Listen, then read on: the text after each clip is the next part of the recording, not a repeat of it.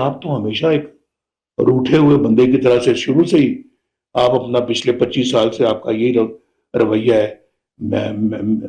میں یہ کر دوں گا، میں وہ کر دوں گا، میں تمہیں جیل میں ڈالوں گا، میں تمہیں نہیں چھوڑوں گا، میں نواز شریف کے کمرے سے میں ایئر کنڈیشنر اتار لوں گا۔ اب تم جیل میں ہو،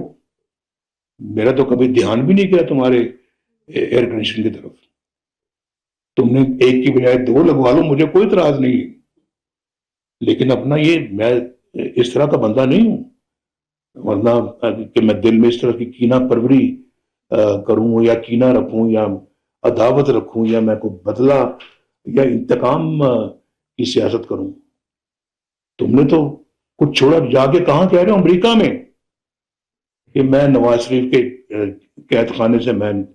اترواؤں گا میں ایئر کنڈیشنر۔ تو پرائم منسٹر اس طرح کی باتیں کرتے ہیں، آئی جی میں تمہیں جیل میں ڈالوں گا، وہ وزیر اعظم نواز شریف میں تمہیں پرائم منسٹر ہاؤس سے تمہیں میں کھینچ کے لے کے آؤں گا۔ یہ دھرنے میں کہا انہوں نے کہ ہم اپنے ایجنڈے کو، جو ایجنڈا ہم نے 1990 میں شروع کیا تھا،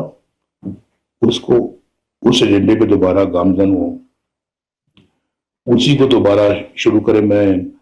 مریم کو کہتا ہوں جی کہ پنجاب کے اندر جتنا بھی پیسہ ہے آپ کے پاس وہ غریبوں کی ویلفیئر پہ لگاؤ، جو غریب جو پچھا سب سے پہلے اس کا حق ہے۔ میں شہباز شریف صاحب سے بھی یہ کہتا ہوں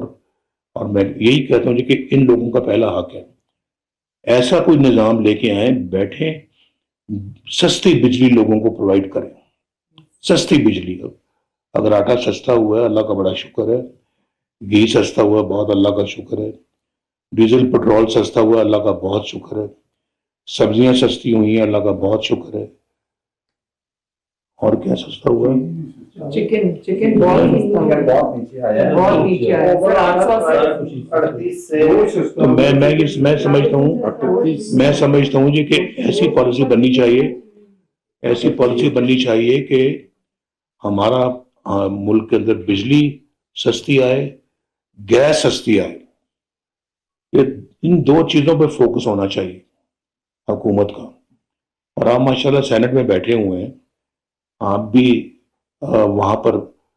ان چیزوں کے لیے آواز اٹھائیں